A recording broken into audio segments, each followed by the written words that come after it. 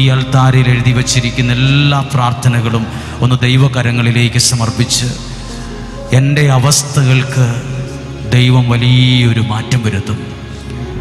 എൻ്റെ പ്രാർത്ഥനയ്ക്ക് ദൈവം വലിയൊരു മറുപടി തരും. ഇത് രണ്ടും ഒന്ന് വിശ്വസിച്ചേ, ഇത് രണ്ടും ഒന്ന് വിശ്വസിച്ചൊന്ന് പ്രാർത്ഥിച്ചേ. എവിടെയാണോ പ്രത്യാശയോടെയുള്ള പ്രാർത്ഥനയുള്ളത് അവിടെ ദൈവത്തിൻ്റെ അത്ഭുത ഇടപെടലുകൾ ഉണ്ടാകും, അത്ഭുത ഇടപെടലുകൾ ഉണ്ടാകും. രണ്ട് കരങ്ങളും ഹൃദയത്തോട് ചേർത്ത് കൂടെയുണ്ട് യേശുവൻ, കൂടെയുണ്ട്, കൂട്ടിനായി അവനെൻ്റെ കൂടെയുണ്ട്. കൂടെയുണ്ട് യേശുവൻ, കൂടെയുണ്ട്, കൂട്ടിനായി അവനെൻ്റെ കൂടെയുണ്ട്. ഇതർത്ഥമറിഞ്ഞ് ഒരുപക്ഷെ നമ്മളിപ്പോൾ ചിന്തിക്കുന്ന എൻ്റെ കൂടെ ആരും ഇല്ലല്ലോ. ഞാൻ IELTS പരീക്ഷ എഴുതി, ഒത്തിരി പ്രാവശ്യം എഴുതി, എന്നിട്ട് എനിക്ക് ലഭിച്ചത് തോൽവിയാണ്. സാരമല്ല കുഞ്ഞെ, അടുത്ത പ്രാവശ്യം നീ ജയിച്ചിരിക്കും. ഞാൻ OIT എക്സാം എഴുതി, പല എക്സാം, പല ഇൻ്റർവ്യൂ അറ്റൻഡ് ചെയ്യും, എവിടെയെല്ലാം എനിക്ക് പരാജയമാണ്. എനിക്ക് എവിടെ ചെന്നിട്ടും ഒരു മുന്നേറ്റം, ഒരു ഉയർച്ച ഉണ്ടായിട്ടില്ല. സാരമില്ല, നിൻ്റെ കൂടെ ദൈവമുണ്ട്. അടുത്ത വിജയം നിനക്കാണ്, അടുത്ത അവസരം നിനക്ക് ദൈവം ഒരുക്കി തരും. പ്രത്യാശയോടെ ഒന്ന് നിന്നേ, പ്രത്യാശയോടെ. കൂടെയുണ്ട് യേശുവൻ, കൂടെയുണ്ട്, കൂട്ടിനായി അവനെൻ്റെ കൂടെയുണ്ട്. ഒന്ന് പാടാമോ? കൂടെയുണ്ട് യേശുവൻ, കൂടെയുണ്ട്, കൂട്ടിനായി അവനെൻ്റെ കൂടെയുണ്ട്. കൂരിരുൾ താഴ്വരെ കൂടെയുണ്ട്, കൂട്ടാളിയായെൻ്റെ കൂടെയുണ്ട്.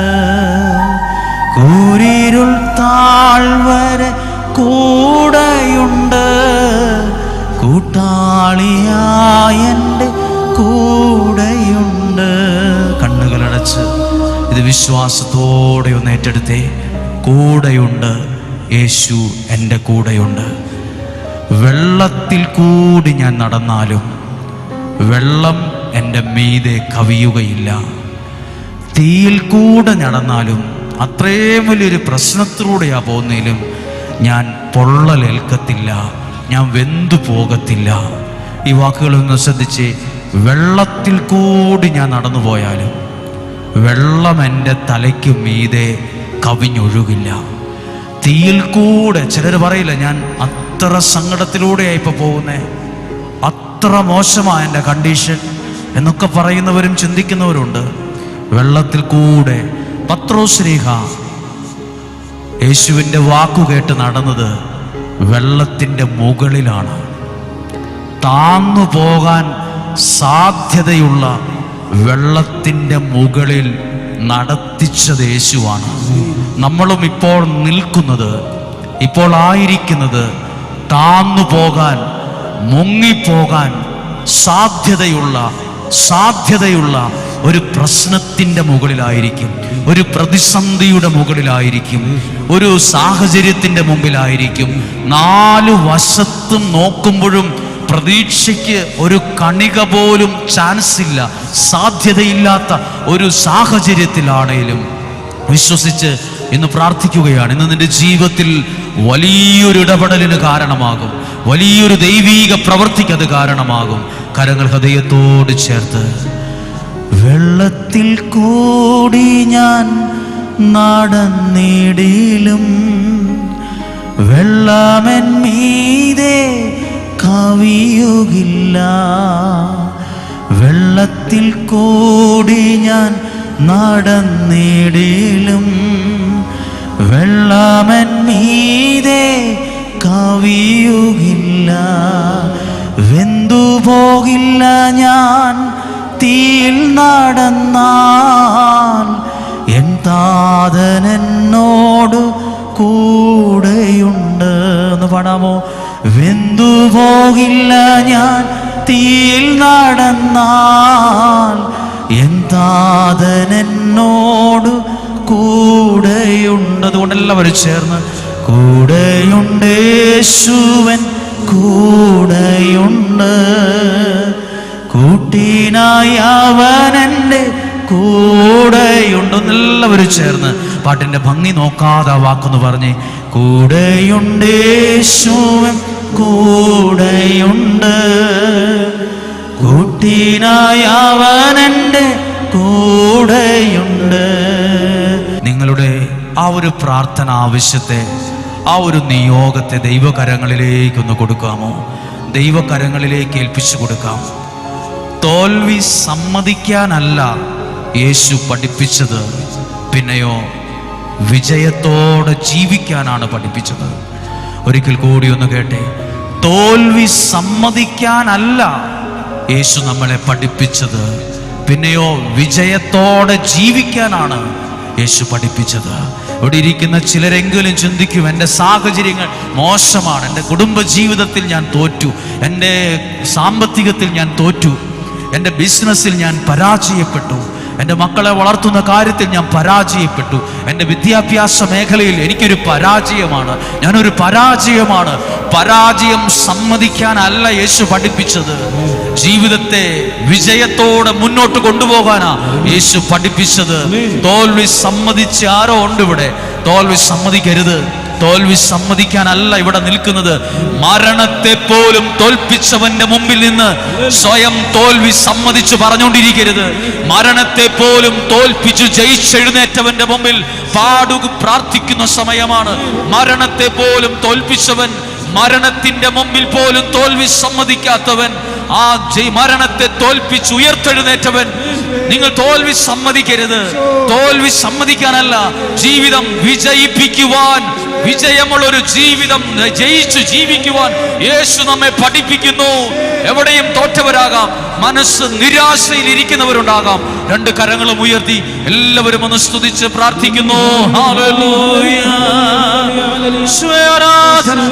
എല്ലാവരും സ്തുതിക്കുന്നു, സ്തുതിക്കുന്നു. ഹല്ലേലൂയ, ഹല്ലേലൂയ, ഹല്ലേലൂയ.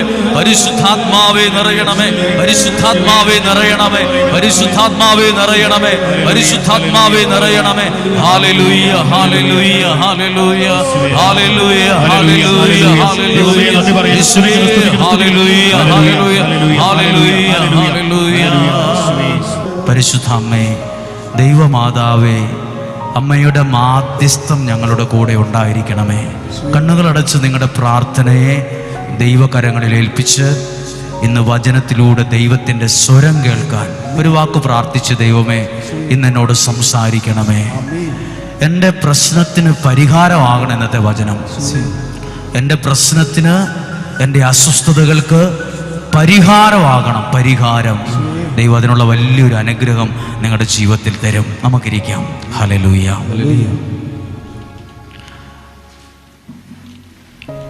ഹല്ലേലൂയ. യേശുവേ നന്ദി. പ്രിയപ്പെട്ടവരെ, നമ്മളുടെ ഈ മാസത്തിൻ്റെ അവസാനത്തെ ഒരു വെള്ളിയാഴ്ചയാണ് നമ്മളിരിക്കുന്നത്. അടുത്ത മാസം ഡിസംബർ മാസം 1-ാം തീയതി നമ്മുടെ ധ്യാനത്തിൻ്റെ ആദ്യ വെള്ളിയാഴ്ച കൂടിയാണ്. അപ്പം നിങ്ങളെല്ലാവരെയും വളരെ സന്തോഷത്തോടെ സ്വാഗതം ചെയ്യുന്നു. നിങ്ങൾക്ക് വേണ്ടി പ്രാർത്ഥിക്കുന്നു. തോൽവി നേരത്തെ തന്നെ സമ്മതിച്ചിരിക്കുന്ന ആരൊക്കെ ഉണ്ടാവും? എല്ലാവരും ഏറ്റവും എളുപ്പമാണ്, തോൽവി സമ്മതിക്കാൻ ഏറ്റവും എളുപ്പമാണ്. പക്ഷെ ദൈവം നമ്മളെ പഠിപ്പിച്ചത് തോൽവി സമ്മതിക്കാനല്ല, പിന്നെയോ ജീവിതം വിജയിച്ച് ജീവിച്ച് കാണിക്കാനാണ് യേശു പഠിപ്പിച്ചത്. ഇപ്പോൾ ഇവിടെ ഇരിക്കുന്ന ആരും കുടുംബജീവിതത്തിൽ തോറ്റവർ കാണും, ബിസിനസ്സിൽ സാമ്പത്തിക ഇടപാടിൽ തോറ്റവരുണ്ടാകും. അങ്ങനെ പല കാര്യത്തിലും എടുക്കുമ്പം ചിലർ പറയും എല്ലാത്തിലും തോറ്റ മനുഷ്യനാണ്, തോറ്റ ആളാന്നൊക്കെ പറയും. പക്ഷെ ബൈബിൾ പഠിക്കുമ്പോൾ അറിയാം, തോറ്റവൻ്റെ കൂടെയാണ് ദൈവം ഏറ്റവും കൂടുതൽ അടുത്ത് നിന്നിട്ടുള്ളത്. ജീവിതത്തിൽ ഈ ബൈബിൾ വായിക്കുമ്പോൾ കാണാൻ പറ്റും, തോറ്റുപോയ ഒരുപാട് ജീവിതങ്ങളെ ദൈവം കൈക്ക് പിടിച്ച് ഉയർത്തിക്കൊണ്ട് വന്നിട്ടുണ്ട്. അപ്പോൾ എന്നെ കേൾക്കുന്ന നിങ്ങൾ ജീവിതത്തിൽ തോറ്റുപോയെന്ന് സ്വയം തോന്നിയവരാകാം, അല്ലെങ്കിൽ എനിക്ക് വിജയിക്കാൻ കഴിഞ്ഞില്ലല്ലോ. പക്ഷെ ദൈവം നിനക്ക് നല്ലൊരു അവസരം തരികയാണ്. ഈ വചനം നിൻ്റെ ചെവികളിൽ മുഴങ്ങുന്നത് നിന്നെ ജീവിക്കാൻ പഠിപ്പിക്കുകയാണ്.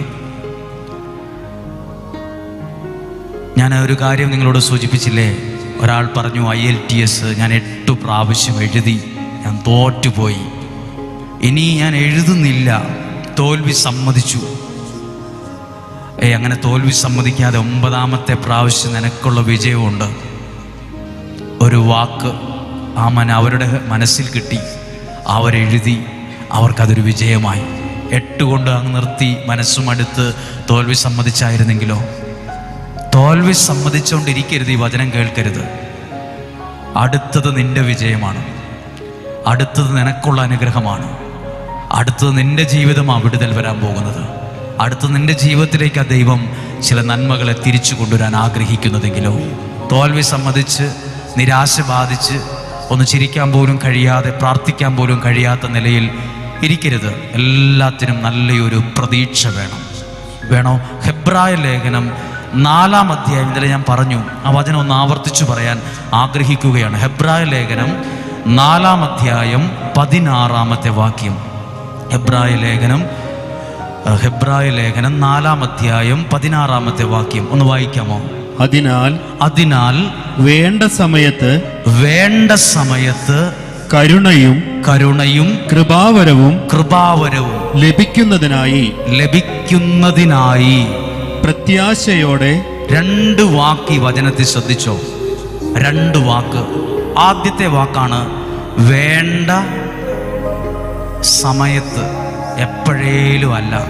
എനിക്കുള്ള അനുഗ്രഹം 2023 നവംബർ മാസം എനിക്ക് കിട്ടേണ്ട അനുഗ്രഹം 2038 കിട്ടിയിട്ട് കാര്യമില്ല.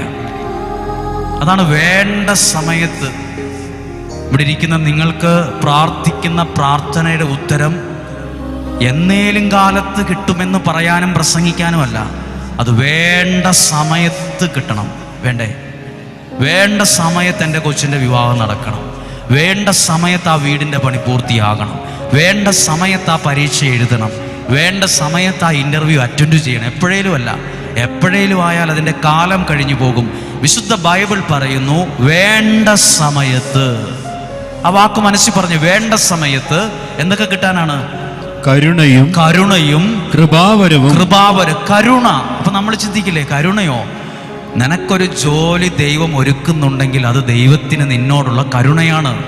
നിന്റെ തകർന്നു പോകാൻ സാധ്യതയുള്ള കുടുംബത്തെ ദൈവം നാളെ ഒരു സമയത്ത് ഒരു കൗൺസിലിങ്ങിലൂടെ, പ്രാർത്ഥനയിലൂടെ, ഒരാളുടെ ഇടപെടലിലൂടെ ചേർത്ത് നിർത്തി സന്തോഷത്തിൽ കൊണ്ടുപോകുന്നെങ്കിൽ അത് ദൈവത്തിന് നിന്നോടുള്ള കരുണയാണ്.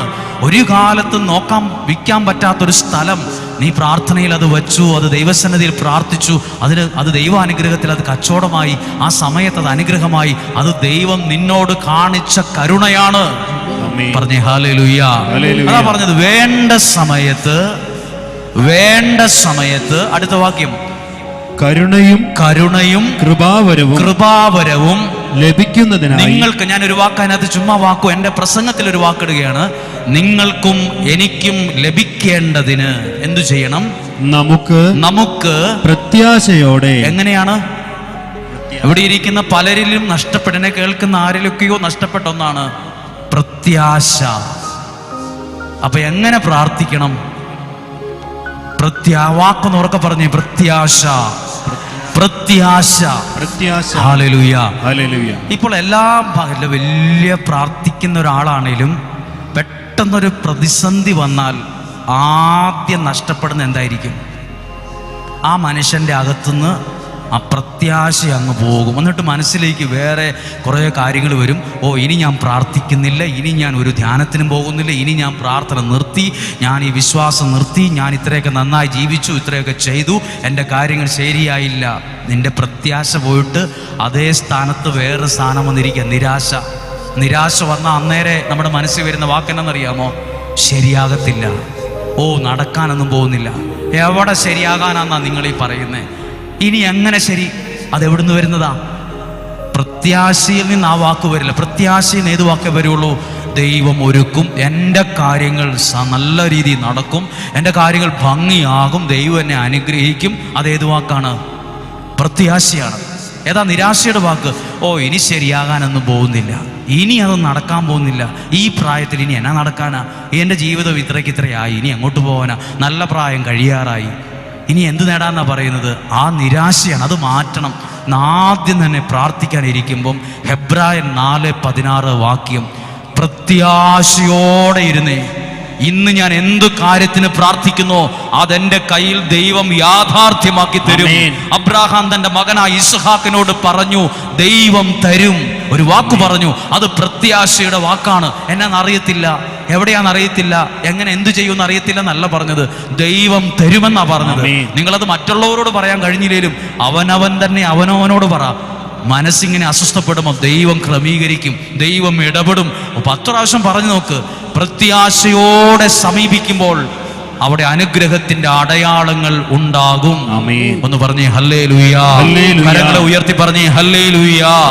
ചേർന്ന് പറഞ്ഞേ ഹല്ലേലൂയാ.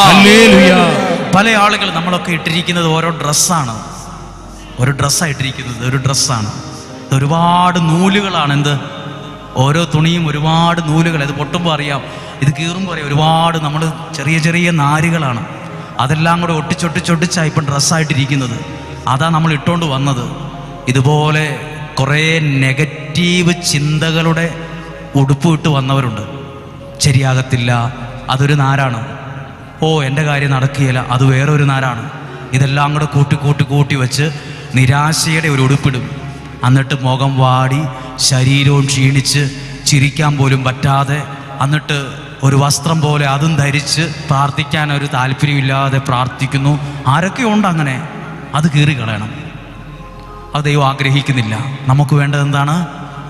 പ്രത്യാശ. പ്രത്യാശയോടെ ഒരു കരമുയർത്തി പറഞ്ഞേ ഹല്ലേലൂയാ, ഹല്ലേലൂയാ, ഹല്ലേലൂയാ.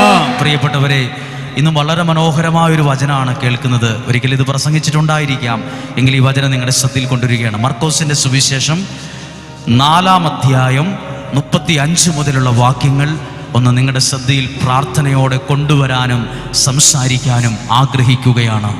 പ്രിയപ്പെട്ടവരെ, നിങ്ങളോട് ഒരു പ്രാർത്ഥനാ സഹായം ചോദിക്കുകയാണ്. നമുക്ക് ജനുവരി മാസം 1-ാം തീയതി മുതൽ നമ്മളുടെ നിയോഗ പ്രാർത്ഥന ഒന്നും കൂടെ ആരംഭിക്കുന്നുണ്ട്, 31 ദിവസത്തേക്ക്. ഒരുപാട് ആളുകൾ അത് ചോദിച്ചിട്ടുണ്ട്. അപ്പം നിങ്ങളും ആ ഒരു പ്രാർത്ഥന നന്നായിട്ട് നടക്കുവാൻ, ഒത്തിരി പേർക്ക് അതിൻ്റെ ഫലം അനുഭവിക്കാൻ ഇടയാകണമേ എന്ന് ഒരു പ്രാർത്ഥനയിൽ നിങ്ങളും അത് ഓർത്ത് പ്രാർത്ഥിക്കണം. ഹല്ലേലൂയ. അത് വലിയൊരു അനുഗ്രഹമാണ്, വലിയൊരു ദൈവിക ഇടപെടലിന് കാരണമാകും. ഞാനിന്ന് ദൈവവചനം നിങ്ങളുടെ ശ്രദ്ധയിൽ കൊണ്ടുവരികയാണ്. മർക്കോസിന്റെ സുവിശേഷം 4-ാം അധ്യായം 35 മുതലുള്ള വാക്യത്തിന്റെ ഹെഡിങ് എന്താണെന്ന് വായിക്കാമോ? ഹെഡിങ്: കടലിനെ ശാന്തമാക്കുന്നു. കടലിനെ ശാന്തമാക്കുന്നു. അപ്പൊ നോക്കൂ, ഇത് കടലിൽ മാത്രം മതിയോ? നമ്മുടെ ജീവിതത്തിനകത്തും വേണം എന്ത്? ഒരു ശാന്തത. കുടുംബജീവിതമൊക്കെ ഒത്തിരി പ്രതിസന്ധി കൂടെ ആയിരിക്കുന്നത്. ഒരു നല്ല ശാന്തത വേണം.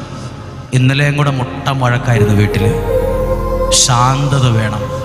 ഇങ്ങോട്ട് പോരാൻ നേരത്ത് വലിയൊരു വഴക്ക് കഴിഞ്ഞിട്ടാണ് ഇറങ്ങി വന്നത്. നിങ്ങൾക്ക് എന്തു വേണം?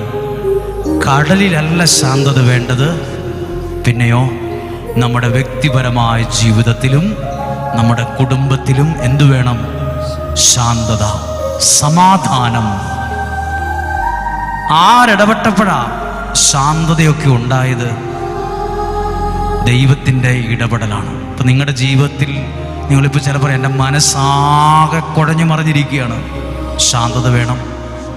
നിന്റെ കുടുംബത്തെ നോക്കിയിട്ട് പറയില്ല, ആകെ വഴക്കാണ്, ചീത്തവിളി, ബഹളവും വഴക്കുമാണ്, പ്രശ്നമാണ്. ദൈവം ഇടപെട്ട് കൊണ്ടുവരുന്ന ഒരു സമാധാനം നിന്റെ ജീവിതത്തിനകത്ത് വരണം. സമാധാനം ഏറ്റവും പ്രധാനപ്പെട്ട ഒരു സമ്പത്താണ്. സമാധാനം. അതാണ് 1-ാമത്തെ വാക്യം. 35 മുതലുള്ള വാക്യങ്ങളൊന്ന് വായിക്കുകയാണ്. ബൈബിളുള്ളവർക്ക് നോക്കാം, അല്ലാത്തവർക്ക് ഈ വാക്കുകൾ ശ്രദ്ധിക്കാം. അന്ന് സായാഹ്നമായപ്പോൾ, അപ്പോൾ സമയം ഏതെയാണ്? അന്ന് സന്ധ്യയായപ്പോൾ. ഇപ്പോൾ ഏകദേശം ഉച്ചയാകുന്ന സമയമാണ്. ഇത് സന്ധ്യയായ സമയത്താണ്. സൂര്യൻ അസ്തമിക്കാൻ തുടങ്ങുന്ന സമയമാണ്. ഏത്? സന്ധ്യയാവും. സന്ധ്യയായപ്പോൾ, സായാഹ്നമായെന്ന് പറഞ്ഞാൽ സൂര്യൻ അസ്തമിച്ചുകൊണ്ടിരിക്കുന്ന സമയമാണ്. അപ്പോൾ മുതൽ പതുക്കെ പതുക്കെ അന്തരീക്ഷത്തിൽ കയറുന്നത് എന്താണ്? ഇരുട്ട്. ഞാൻ നിങ്ങളോട് ചോദിക്കട്ടെ, ഒരു കാര്യം ചോദിക്കാം, നമ്മുടെ ജീവിതം ഇങ്ങനെയല്ലേ? ഒത്തിരി പ്രതീക്ഷയോടെ വന്ന പലതും ഇന്ന് അസ്തമിക്കാൻ പോകുന്ന ഒരു അവസ്ഥയിലാണ്. ഇന്ന് പതുക്കെ പതുക്കെ ഇരുട്ട് കയറാൻ തുടങ്ങി. പതുക്കെ പതുക്കെ, അന്തരീക്ഷത്തിലല്ല, ജീവിതത്തിനകത്തോട്ട്. ഒത്തിരി ആഗ്രഹിച്ച് വലിയൊരു സന്തോഷമുള്ള കുടുംബജീവിതം ആഗ്രഹിച്ച് അത് ഉദിച്ചു വന്നതാ. ഉദിച്ചു അങ്ങനെ നല്ലതായിരുന്നു. എന്നറിയില്ല, ഇപ്പോഴെന്തിനും ഏതിനും വഴക്ക് പറഞ്ഞ് ആകെ അതങ്ങ് അസ്തമിക്കാൻ പോകുന്ന പോലെ അസ്തമിക്കാൻ തുടങ്ങുമ്പം ഇരുട്ട് പതുക്കെ കയറി കയറി കയറി കയറി വരുന്നു. അതിനെ വല്ലാതെ പേടിപ്പെടുത്തുന്നു ഇരുട്ട്. ഇത് സാമ്പത്തിക മേഖലയിലുണ്ടാകും, കുടുംബജീവിതത്തിൽ കാണും. ചില ആളുകൾ ഇങ്ങനെയാണ്, എന്നോട് പറഞ്ഞ ആൾക്കാരുണ്ട്, ഞാൻ നന്നായിട്ടൊക്കെ പഠിച്ചു, നന്നായിട്ട് ജീവിച്ചു, പക്ഷേ എൻ്റെ കാര്യത്തിൽ ഒന്നും നന്നായിട്ട് നടന്നില്ല. ഇരുട്ട് കയറിയോണ്ട് ആ ചിന്ത വന്നത്. അങ്ങനെയുള്ള കാര്യങ്ങളിലെല്ലാം ദൈവം ഇടപെടുന്നൊരു സമയമാണിത്. അന്ന് സായാഹ്നമായപ്പോൾ അവൻ അവരോട് പറഞ്ഞു, യേശു ശിഷ്യന്മാരോട് പറഞ്ഞു, 36-ാമത്തെ വാക്യം, നമുക്ക് അക്കരയ്ക്ക് പോകാം. നമുക്ക് ഈ കടല് കടന്ന് അക്കരെ വരെ ഒന്ന് പോകാം, അല്ലെങ്കിൽ കടവ് കടന്ന് അക്കരയ്ക്ക് പോകാം എന്ന് പറഞ്ഞു. അടുത്ത വാക്യം, അവർ ജനക്കൂട്ടത്തെ വിട്ട് അവൻ ഇരുന്ന വഞ്ചിയിൽ തന്നെ അവനെ അക്കരയ്ക്ക് കൊണ്ടുപോയി. അപ്പോൾ സന്ധ്യയായ സമയത്ത് ഒരു യാത്ര പുറപ്പെടുന്നു. ഒരു സ്ഥലത്ത് നിന്ന് വെള്ളത്തിലൂടെ അടുത്ത സ്ഥലത്തേക്ക് യാത്ര പുറപ്പെടുന്നു. പക്ഷേ യാത്രയിൽ 37-ാമത്തെ വാക്യം ഒന്ന് വായിക്കുന്നു. അപ്പോൾ ഒരു വലിയ കൊടുങ്കാറ്റുണ്ടായി. അതൊരു പ്രധാനപ്പെട്ട വാക്കാണ്, ഗൗരവമുള്ളൊരു വാക്കുണ്ട്. കൊടുങ്കാറ്റ് തന്നെ പേടിയാണ്. ഏത് കാറ്റാ ഉണ്ടായത്? അപ്പോൾ വലിയ ഒരു കൊടുങ്കാറ്റ്. നല്ല ഒരു കാറ്റടിക്കുമ്പോൾ തന്നെ, നല്ല വീടൊക്കെ ഉണ്ടെങ്കിൽ നമ്മൾ പറയും ഭയങ്കര കാറ്റാണല്ലോ ദൈവമേ, ഈ മരമെല്ലാം ഇവിടെ നിൽപ്പുണ്ടല്ലോ, ഇത് വലിയ പ്രശ്നം ഉണ്ടാവുമല്ലോ, കാറ്റ്. നമുക്ക് പേടിയാണ്. കൊടുങ്കാറ്റുണ്ടായി എന്നല്ല, അവിടെയും കൊടുത്തിട്ടുണ്ട് വിശേഷണം, ഒരു അഡ്ജക്റ്റീവ്. വലിയ കൊടുങ്കാറ്റുണ്ടായി. അപ്പോൾ വലിയ പ്രശ്നവുമായിരിക്കുന്നവരുണ്ട്. അപ്പൊ ചിലര് പറയില്ലേ, നിസ്സാര പ്രശ്നമൊന്നും അല്ല എൻ്റേത്, 2 വാക്കി തീരാൻ പറ്റുന്ന, പറഞ്ഞു തീർക്കാൻ പറ്റുന്ന ഒരു പ്രയാസമല്ല എൻ്റേത്, വലിയ പ്രശ്നമാണ്, എൻ്റെ കുടുംബത്തിൽ വലിയ പ്രയാസമാണ്, എൻ്റെ സാമ്പത്തിക പ്രതിസന്ധി വലുതാണ്. ഇതേ വലിയ ഒരു കൊടുങ്കാറ്റുണ്ടായി. അടുത്ത വാക്ക്, തിരമാലകൾ വഞ്ചിയിലേക്ക് ആഞ്ഞടിച്ചു. തിരമാലകൾ വഞ്ചിയിലേക്ക്. അവിടെയുണ്ട് തിരമാല വഞ്ചിയിലേക്ക് കയറി എന്ന് എഴുതിയാൽ മതി. അവിടെയും കൊടുത്തിട്ട് ഒരു അഡ്ജക്റ്റീവ്. എങ്ങനെ കയറി? ആഞ്ഞടിച്ചു. ആഞ്ഞടിയെന്ന് ഒരടി തന്നെ നമുക്ക് താങ്ങാനാവുന്നതിലധികമാണ്. ആഞ്ഞടിച്ചു. തിരമാല ഈ വള്ളത്തിൽ ആഞ്ഞടിച്ചു കയറി. ഞാൻ ചോദിക്കും, ഇതുപോലെ അവസ്ഥയിൽ ഇരിക്കുന്ന ആരേലുമൊക്കെ കാണും ഇതിനകത്ത്, അല്ല എന്നെ കേൾക്കുന്നവരുണ്ടാവും. കടലിലെ തിരമാലയും കൊടുങ്കാറ്റും ഒന്നുമല്ല പ്രശ്നം, ജീവിതത്തിലെ ചില കൊടുങ്കാറ്റ്, ഇപ്പോൾ നേരിട്ട് കൊണ്ടിരിക്കുന്ന ചില കൊടുങ്കാറ്റ്, നഷ്ടങ്ങളുടെ കൊടുങ്കാറ്റ്, ഒന്നിനു പുറകെ ഒന്നായി തകർച്ചയും വേദനയും കൊണ്ടുപോയി തരുന്ന കൊടുങ്കാറ്റ്.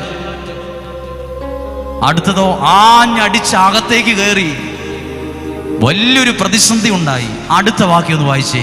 വഞ്ചിയിൽ വെള്ളം നിറഞ്ഞുകൊണ്ടിരുന്നു. ഇത് പ്രതീക്ഷയ്ക്ക് കാരണമാണോ നിരാശയ്ക്ക് കാരണമാണോ? സഞ്ചരിക്കുന്ന വള്ളത്തിനകത്ത് വെള്ളം കയറിയാൽ അത് മുങ്ങാൻ തുടങ്ങും.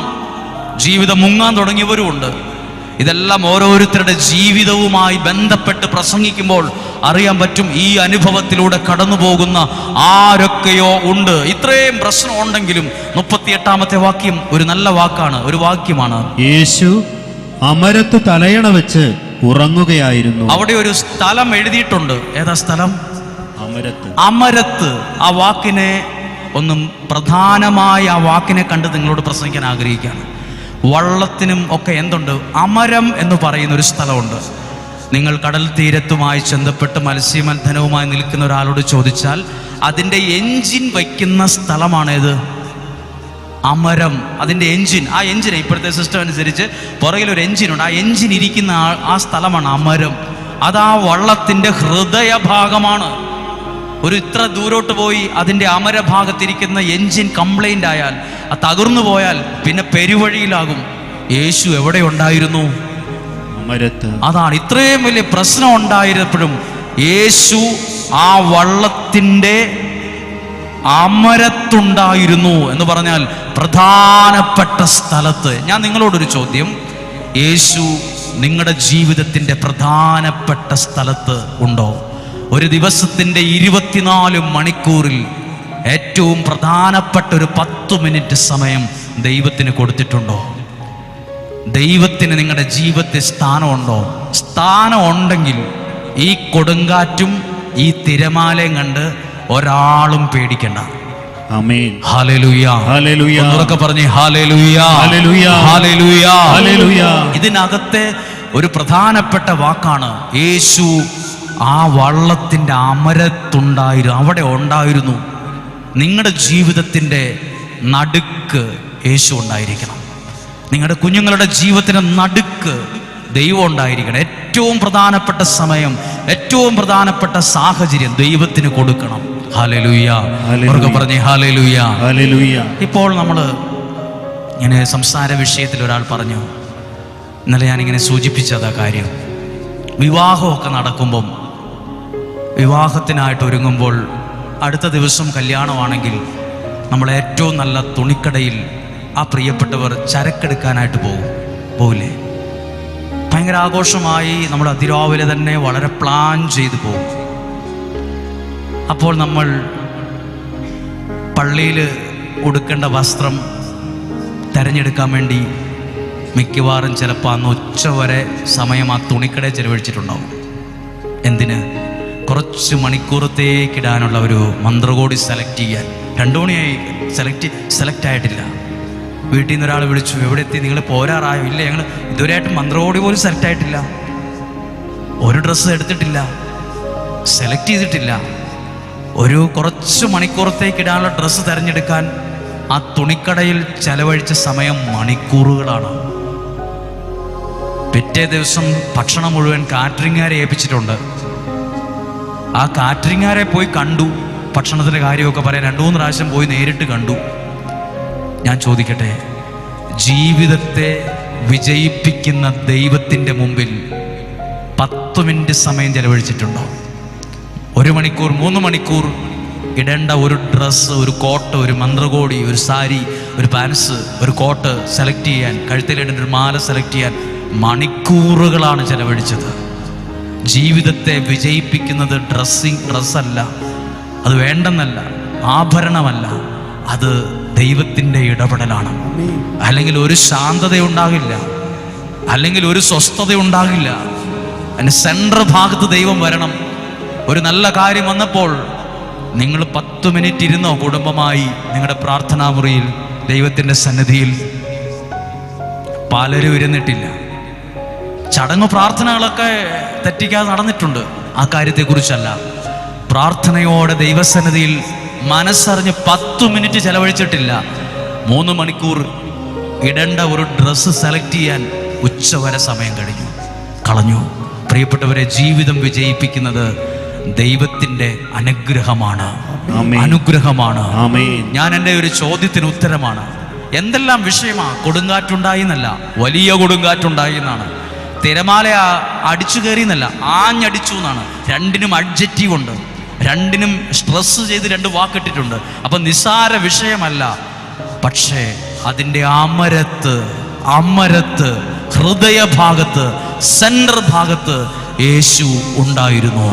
ഹല്ലേലൂയ. ഹല്ലേലൂയ. ഒരു വള്ളത്തിൽ മാത്രമല്ല യേശു ഉണ്ടായിരിക്കേണ്ടത്. ഇവിടെ ഇന്ന് വചനം കേൾക്കുന്ന ഓരോ വ്യക്തികളുടെയും ജീവിതത്തിന് ഒരു അമരമുണ്ട്. വള്ളത്തിന് മാത്രമല്ല അമരമുള്ളത്, ജീവിതത്തിന് ഒരു അമരമുണ്ട്. ബിസിനസ്സിന് ഒരു സെൻട്രൽ ഭാഗമുണ്ട്. നിങ്ങളുടെ പഠിക്കുന്ന ആളുകളാണെങ്കിൽ അതിനൊരു സെൻട്രൽ ഭാഗമുണ്ട്. അവിടെ ദൈവത്തിൻ്റെ ഇടം കൊടുക്കണം. നിങ്ങൾ ഓർത്തുകൊള്ളുക, പ്രാർത്ഥനയും വിജയവും തമ്മിൽ കണക്റ്റഡ് ആണ്. പ്രാർത്ഥനയും, പ്രയർ ആൻഡ് സക്സസ്, 2 വാക്കുകൾ മറക്കരുത്. പ്രാർത്ഥനയും സക്സസും തമ്മിൽ കണക്റ്റഡ് ആണ്. പ്രാർത്ഥനയില്ലാത്തവരുടെ ജീവിതത്തിൽ സക്സസും ഔട്ടായിരിക്കും. താൽക്കാലിക വിജയത്തെക്കുറിച്ചല്ല, പരാജയപ്പെട്ടവരുടെ എല്ലാം ജീവിതം എടുത്ത് ഒന്ന് പരിശോധിക്കുന്ന നല്ലതാണ്. അവർക്ക് ആദ്യം നഷ്ടപ്പെട്ടത്, ആദ്യം സംഭവിച്ചത് പരാജയമല്ല, പ്രാർത്ഥനയാണ്. വിജയിച്ചവരുടെ എല്ലാം പിറകിൽ അവരുടെ വിജയം മാത്രം കണ്ടാൽ പോരാ, വിജയത്തിൻ്റെ പിറകിൽ ഒരു പ്രാർത്ഥനയും കാണും. എല്ലാ വിജയിച്ചവരുടെയും പുറകിൽ നിങ്ങൾ കാണാത്ത, നമ്മൾ ശ്രദ്ധിക്കാത്ത ഒരു പ്രാർത്ഥനയുണ്ട്. ആമേൻ. പ്രാർത്ഥനയും സക്സസും തമ്മിൽ വളരെ കണക്റ്റഡ് ആണ്. നിങ്ങൾ ജീവിതത്തിൽ വിജയിക്കാൻ ആഗ്രഹമുണ്ടെങ്കിൽ നിങ്ങൾക്ക് വേണ്ടത് ദൈവത്തോടുള്ള ബന്ധമാണ്. ആ ബന്ധത്തിൽ നിന്ന് ഉയരുന്ന ഒരു പ്രാർത്ഥനയുമാണ്. ഒന്ന് പറഞ്ഞേ ഹല്ലേലൂയ. കരങ്ങളെ ഉയർത്തി പറയാമോ? Hallelujah, hallelujah. ഇനി ഒരു കാര്യം നിങ്ങൾ ശ്രദ്ധിക്കാം. ആരാണ് യേശുവിനോട് ചോദിച്ചത് ഞങ്ങളെ പ്രാർത്ഥിക്കാൻ പഠിപ്പിക്കണമെന്ന് പറഞ്ഞ ആരാ? നിങ്ങളോട് ഈ കണ്ട പ്രായം വരെ ജീവിച്ചിട്ട് ആരെയും മനസ്സറിഞ്ഞ് ചോദിച്ചിട്ടുണ്ടോ? നിങ്ങളുടെ മക്കളേലും ചോദിച്ചിട്ടുണ്ടോ? അമ്മ, പപ്പ, മമ്മി ഒന്ന് പ്രാർത്ഥിക്കാൻ പഠിപ്പിക്കാവോ എന്ന്? പ്രാർത്ഥനയെന്ന് കേൾക്കുമ്പോഴേ 10 മീറ്റർ അപ്പുറത്തെ മുറിയിൽ പോയി വാതിലടച്ചു. അധികം ആർക്കും ഇഷ്ടമില്ലാത്ത ഒന്നാണ് എന്ത്? പിന്നെന്തിനാ ശിഷ്യന്മാർ ചോദിച്ചത് ഞങ്ങളെ പ്രാർത്ഥിക്കാൻ പഠിപ്പിക്കാവോ എന്ന്? എല്ലാം നിങ്ങൾ കേട്ട്, നിങ്ങളുടെ ഇവിടെ ഇരിക്കുന്ന ഒത്തിരി പ്രായമായ അപ്പച്ചന്മാരുണ്ട്, അമ്മച്ചിമാരുണ്ട്, മാതാപിതാക്കളുണ്ട്, വിവാഹപ്രായമായവരുണ്ട്, നല്ലൊരു കുടുംബജീവിതത്തിലേക്ക് കയറി വരുന്നവരൊക്കെ ഉണ്ട്. എല്ലാവരും കേട്ടേ, വിജയം നിങ്ങളുടെ കുഞ്ഞുങ്ങളിലൂടെ വരണമെങ്കിൽ പോലും പ്രാർത്ഥനയും സക്സസും വിജയവും തമ്മിൽ കണക്റ്റഡാണ്. ഞാൻ പറഞ്ഞു തരാം. ശിഷ്യന്മാരെന്തുകൊണ്ടാണ് യേശുവിനോട് ചോദിച്ചത്? യോഹന്നാൻ ശിഷ്യന്മാരെ പ്രാർത്ഥിക്കാൻ പഠിപ്പിച്ചിട്ടുണ്ട്. എന്നാൽ അത് പോയി പഠിച്ചാൽ പോരെ? നീ ഞങ്ങളെ പ്രാർത്ഥിക്കാൻ പഠിപ്പിക്കണമെന്ന് എന്തിനാ പറഞ്ഞത്? കാരണം പറയാം.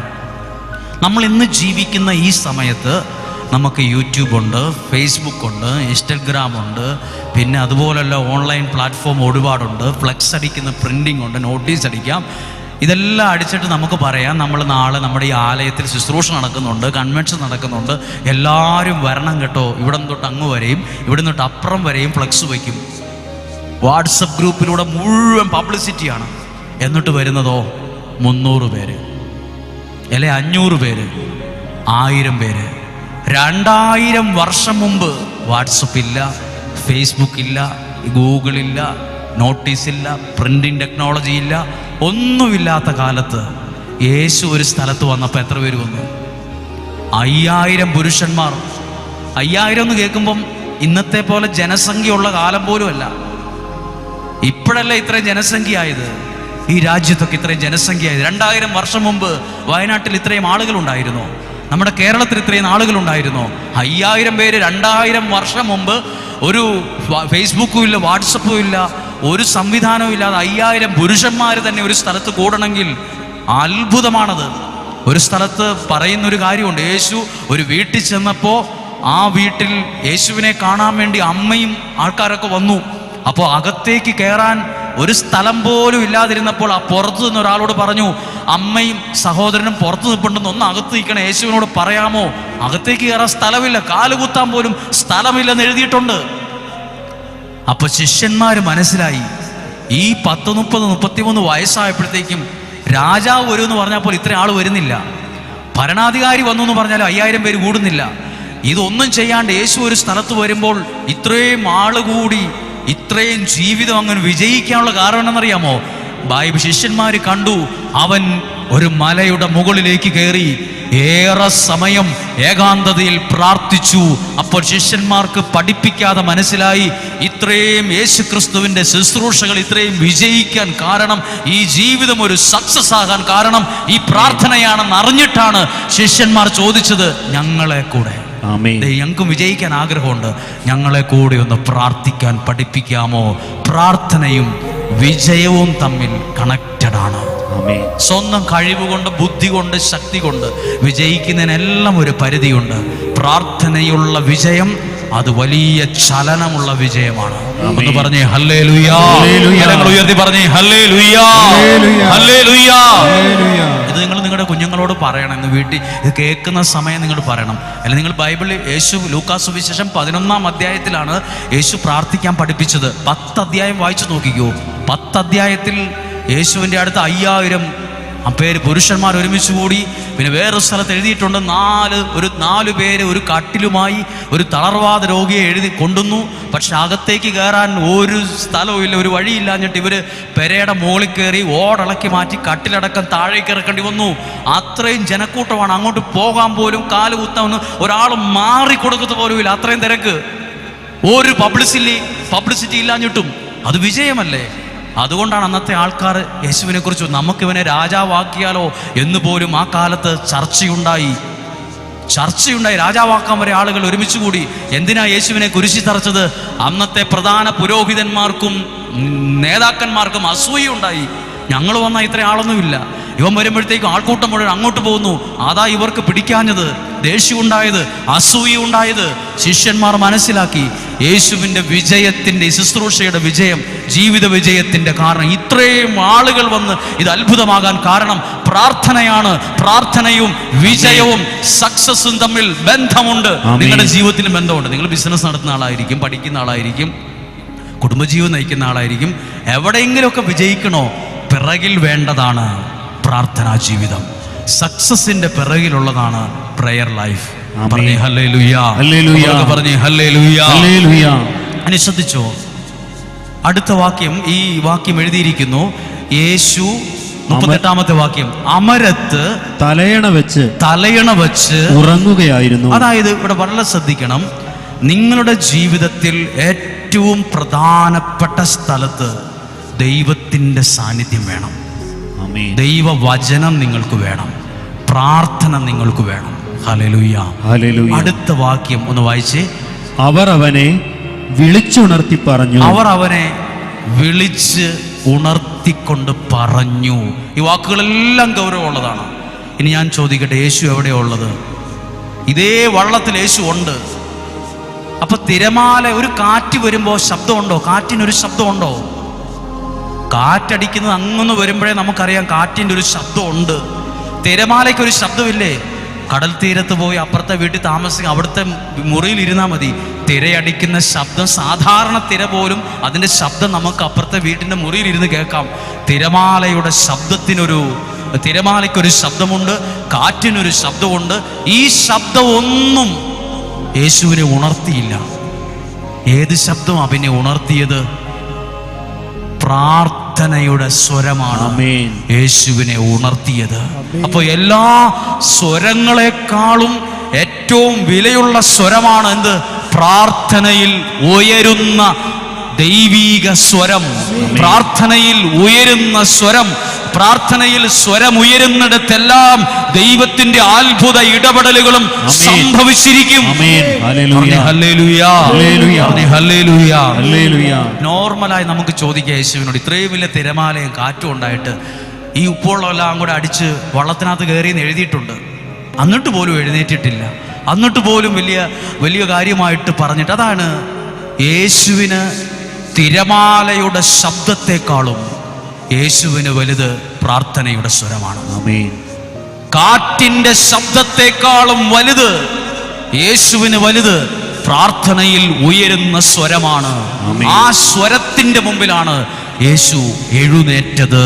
പറഞ്ഞേ ഹല്ലേലൂയ. അങ്ങനെയെങ്കിൽ നിങ്ങളിവിടെ ഒരുമിച്ച് കൂടിയത് എന്തിനാ? പ്രാർത്ഥനയുടെ സ്വരത്തെ, പ്രാർത്ഥിക്കാനാണ് എഴുന്നേറ്റത്, പ്രാർത്ഥിക്കാനാണ് ഇവിടെ വന്നത്. പ്രാർത്ഥന ഉയരുമ്പോൾ അടുത്ത വാക്യം എഴുതിയിട്ടുണ്ട്, എന്ത് സംഭവിച്ചു എന്ന്. അവൻ ഉണർന്ന് കാറ്റിനെ ശാസിച്ചുകൊണ്ട് കടലിനോട് പറഞ്ഞു. അവൻ ആ സ്ഥലത്ത് അവർക്ക് വേണ്ടി ഉണർന്നെഴുന്നേറ്റു. ഹല്ലേലൂയ. ഇത് എനിക്ക് നിങ്ങളോട് നല്ല രീതിയിൽ പ്രസംഗിക്കണമെന്ന് മാത്രമല്ല, ഈ ആശയമൊന്ന് നിങ്ങളുടെ കരങ്ങളിൽ എത്തിക്കണമെന്ന് എനിക്കൊരാഗ്രഹമുണ്ട്. ഒരാശയം, അതായത് യേശു ആ പ്രതിസന്ധിയിൽ ആർക്ക് വേണ്ടി എഴുന്നേറ്റു? അവര് പറഞ്ഞു തിരമാലയാണ്, കൊടുങ്കാറ്റാണ്. ശിഷ്യന്മാർ പറഞ്ഞ വാക്കെന്നറിയാമോ? ഞങ്ങൾ നശിക്കാൻ പോകുന്നത്. ഒരു നല്ല വാക്കല്ല ഇതിനകത്ത് എഴുതി വെച്ചിരിക്കുന്നത്. ഞങ്ങൾ ഈ വെള്ളത്തിൽ മുങ്ങിച്ചാകാൻ പോകുന്നു, നീ ഇവിടുത്തെ അടുത്തുണ്ടായിട്ട് ശ്രദ്ധിക്കുന്നില്ലേ? യേശു പറഞ്ഞ വാക്കെന്നറിയാമോ? യേശു ഉണർന്നെഴുന്നേറ്റു. അത്ര വലിയ പ്രതിസന്ധി, അവരെ മുക്കാനും അവരെ മറിച്ചിടാനും ശക്തമായ സാഹചര്യങ്ങളും പ്രതികൂല കാലങ്ങളും ഉണ്ടായിരുന്നിട്ടും ദൈവം അവർക്ക് വേണ്ടി പ്രാർത്ഥനയിൽ നിലകൊണ്ടു. പ്രാർത്ഥിക്കുന്ന കുടുംബങ്ങൾ മറിഞ്ഞു പോകാൻ, പ്രാർത്ഥിക്കുന്ന കുടുംബ ബന്ധങ്ങൾ പൊട്ടിപ്പോകാൻ സ്വർഗത്തിലെ ദൈവം അനുവദിക്കത്തില്ല. പറഞ്ഞേ ഹല്ലേലൂയ. ചേർന്ന് പറഞ്ഞേ ഹല്ലേലൂയ, ഹല്ലേലൂയ. ഇത് വളരെ ശ്രദ്ധിക്കേണ്ട ഒരു വാക്കാണ്, ശ്രദ്ധിക്കേണ്ട ഒരു വാക്കാണ്. വലിയൊരു വിടുതൽ സംഭവിച്ചത് ഏതിൻ്റെ മുമ്പിലാ? പ്രാർത്ഥനയുടെ മുമ്പിലാണ്. ഒരു കുഞ്ഞൊരു ഉദാഹരണം പറയുകയാണ്. ഒരു അപ്പനും അമ്മയും, ആ അമ്മയും അപ്പനും പറയുന്നു, എൻ്റെ മക്കളിൽ ഒരാളുടെ കുടുംബജീവിതം തകർന്നിരിക്കുകയാണ്. എന്നാൽ അവരെ വിളിക്ക്, നമുക്ക് ഒരുമിച്ച് പ്രാർത്ഥിക്കാം. അല്ല, എൻ്റെ ഇന്നയാളെ എൻ്റെ കൂടെയുള്ളൂ, ഈ വ്യക്തിയുടെ ജീവിത പങ്കാളി വേറൊരു ദേശത്താണ്, ഇപ്പോൾ നമ്പറൊക്കെ ബ്ലോക്ക് ചെയ്ത് വച്ചിരിക്കുകയാണ്, എന്തു ചെയ്യും? ഇപ്പോൾ ഞങ്ങൾ വിവാഹമോചനത്തെക്കുറിച്ചാണ് ചിന്തിക്കുന്നത് എന്നൊക്കെയാണ് അവർ പറയുന്നത്. പക്ഷേ ഞങ്ങൾക്ക് കുഞ്ഞുങ്ങളുണ്ട്, കുഞ്ഞുങ്ങളുടെ മുഖം ഓർമ്മ വരുമ്പോൾ അതിന് എന്തോ മനസ്സിന് സമ്മതിക്കുന്നില്ല, ആ മനുഷ്യനോട് പറഞ്ഞിട്ട് ഇത് ഉൾക്കൊള്ളുന്നില്ല എന്ന് പറഞ്ഞു. ശ്രദ്ധിച്ചു കേട്ടോ. അപ്പോൾ ഒരു കടലാസിനകത്ത്, ഒരു പേപ്പറിനകത്ത് 2 വചനങ്ങൾ എഴുതി കൊടുത്തിട്ട് അവരോട് പറഞ്ഞു, ആ മനുഷ്യൻ ആ നാട്ടിൽ, ആ രാജ്യത്താണ് ഉള്ളത്, അല്ലെങ്കിൽ ഇവരുള്ളത് ഈ നാട്ടിലാണ് ഉള്ളത്, വിളിച്ചാൽ ഫോൺ പോലും എടുക്കില്ല, ഇനി അടുത്തെങ്ങാനും ഉണ്ടെങ്കിൽ ഒരു ദിവസം വന്ന് കാണാം എന്ന് പറയാം, ഒരു കൗൺസിലിംഗ് എന്തെങ്കിലും പറഞ്ഞ് ഉപദേശിച്ച് നോക്കാം, ഇത് 2 സ്ഥലത്ത് ഫോൺ വിളിച്ചാൽ പോലും എടുക്കത്തില്ല. അങ്ങനെ ഇരിക്കുമ്പം ഈ 2 വചനങ്ങൾ കൊടുത്തിട്ട് അവരോട് പറഞ്ഞു, നിങ്ങൾ ഈ വചനം പറഞ്ഞ് നിങ്ങളുടെ കുടുംബം തിരമാലയും കൊടുങ്കാറ്റും കൊണ്ട് ആഞ്ഞടിച്ച് വല്ലാതെ സമാധാനം കെടുത്തിക്കൊണ്ടിരിക്കുന്ന, വഴക്ക് സൃഷ്ടിച്ചുകൊണ്ടിരിക്കുന്ന നിങ്ങളുടെ കുടുംബത്തിൽ ഒരു ശാന്തതയുണ്ടാകാൻ, ദൈവീക ഇടപെടലുണ്ടാകാൻ ഈ ഒരു നിയോഗം പോലെ ചേർത്ത് വെച്ച് പ്രാർത്ഥിക്കാൻ പറഞ്ഞു. ഒരു സ്ഥലത്തും ഒരു കൗൺസിലിങ്ങിനും പോയില്ല, ഒരാളെ കണ്ട് പ്രാർത്ഥിക്കാനും പോയില്ല. അവർക്ക് അനുവദിക്കപ്പെട്ട സമയത്തിന് 3 ദിവസം മുമ്പ് ആ വീട്ടിലെ ഒരാൾ ഫോൺ വിളിച്ചപ്പോൾ ഞാൻ വിചാരിച്ചു പ്രതീക്ഷയോടെ നല്ല കാര്യം പറയാനായിരിക്കും വിളിച്ചതെന്ന്. അപ്പോൾ ആ മനുഷ്യനോട് പറഞ്ഞു, ഞങ്ങൾ ഇത്രയും നാൾ പ്രാർത്ഥിച്ചു, അച്ഛൻ പറഞ്ഞ പോലൊക്കെ പ്രാർത്ഥിച്ചു, ഒന്നും നടന്നില്ല, ഒന്നും ശരിയായില്ല, ഒരു മാറ്റവും ഇല്ല, അവനിപ്പോഴും അങ്ങനെയൊക്കെ തന്നെയാ എന്ന് പറഞ്ഞപ്പം എനിക്കും ആ പ്രതീക്ഷിച്ചൊരു മറുപടി അല്ല കിട്ടിയത്, ഒരു വിഷമം തോന്നി. അപ്പം ഞാൻ പറഞ്ഞു, എന്തായാലും പറഞ്ഞ ദിവസം പൂർത്തിയായ 2-3 ദിവസം കൂടി ഇല്ലേ, 2-3 ദിവസം കൂടെ ഉണ്ട്, നമുക്ക് പ്രാർത്ഥിക്കാം, എന്തായാലും ദൈവം നല്ലൊരു അടയാളം തരും എന്ന് പറഞ്ഞു. കൃത്യം ആ ദിവസം പറഞ്ഞ് ആ ദിവസം വരെയും ഒന്നും നടന്നില്ല. പിറ്റേ ദിവസം സത്യം പറഞ്ഞാൽ യാദൃശ്ചികമാണ്, ആ വീട്ടിലെ അവരുടെ കുഞ്ഞിൻ്റെ ഒരു ബർത്ത്ഡേ ഉണ്ട്.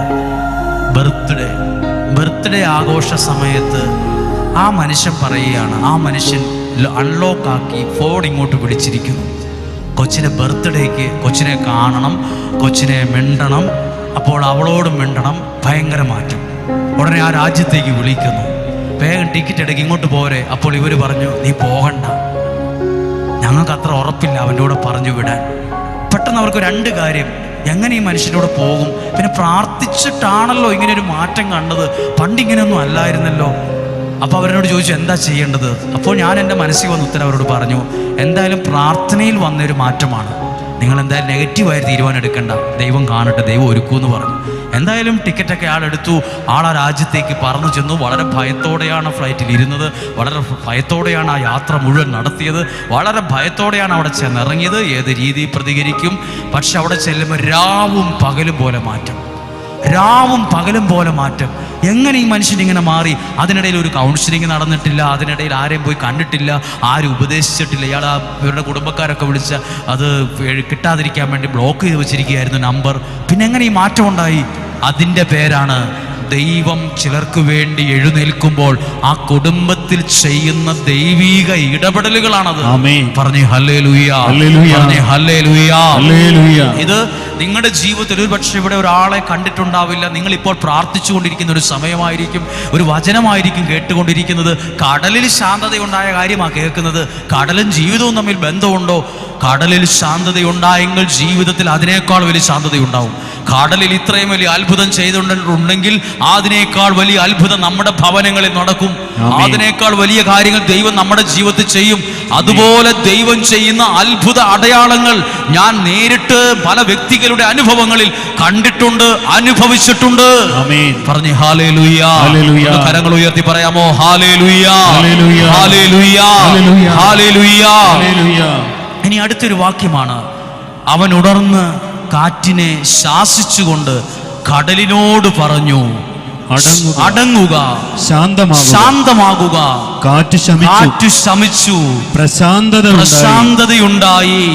പ്രിയപ്പെട്ടവരെ, ഇളകി മറിയുന്ന ഈ അവസ്ഥയ്ക്ക് മാറ്റം ഉണ്ടാക്കിയത് ആരാണ്?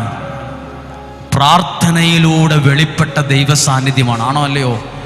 ഇളകി മറിയുന്ന ഒരു പ്രശ്നത്തിൻ്റെ ഇടയിൽ ദൈവീകമായ ശാന്തതയുണ്ടായത് പ്രാർത്ഥനയിൽ ഉയർന്ന ദൈവസ്വരത്തിന്, പ്രാർത്ഥനയിൽ ഉയർന്ന ആ ഒരു ദൈവീക ഇടപെടലിലാണ് ഈ ശാന്തതയുണ്ടായത്. കഴിവ് കൊണ്ടോ ബുദ്ധി കൊണ്ടോ ശക്തി കൊണ്ടോ പരിഹാരം കൊണ്ടുവരാൻ കഴിയാത്ത സ്ഥലത്താണ് പ്രാർത്ഥനയിൽ ദൈവം പരിഹാരത്തെ കൊണ്ടുവന്നത്. നിങ്ങൾക്ക് പണമുണ്ടാകും, വീടുണ്ടാകും, സ്വാധീനമുണ്ടാകും, ബന്ധങ്ങളുണ്ടാകും, പക്ഷെ അതിലൂടെ കൊണ്ടുവരാൻ കഴിയുന്ന പരിഹാരത്തിനൊക്കെ ഒരു പരിധിയുണ്ട്, ലിമിറ്റേഷനുണ്ട്. എന്നാൽ ദൈവം കൊണ്ടുവരുന്ന ചില അത്ഭുത ഇടപെടലുകൾക്ക് ഒരു ലിമിറ്റേഷനുമില്ല. പ്രാർത്ഥന ഉയർന്നിടത്ത് അത്ഭുത ദൈവീക ഇടപെടലുകൾ സംഭവിച്ചിരിക്കും. നിങ്ങൾ എത്ര പേർ ആഗ്രഹിക്കുന്നു? എത്ര പേരുടെ മനസ്സിൽ ആഗ്രഹമുണ്ട് ഇതുപോലൊരു ശാന്തത എൻ്റെ കുടുംബത്തിലുണ്ടായിരുന്നെങ്കിൽ, ഇതുപോലൊരു ശാന്തത എൻ്റെ വ്യക്തി ജീവിതത്തിൽ ഉണ്ടായിരുന്നെങ്കിൽ? അങ്ങനെയെങ്കിൽ ഒരു നിമിഷം ഒന്ന് പ്രാർത്ഥിക്കണം. ഇതുപോലെ ചില കൊടുങ്കാറ്റ് നിങ്ങളുടെ ജീവിതത്തിലേക്ക് ആഞ്ഞടിക്കുന്നുണ്ട്.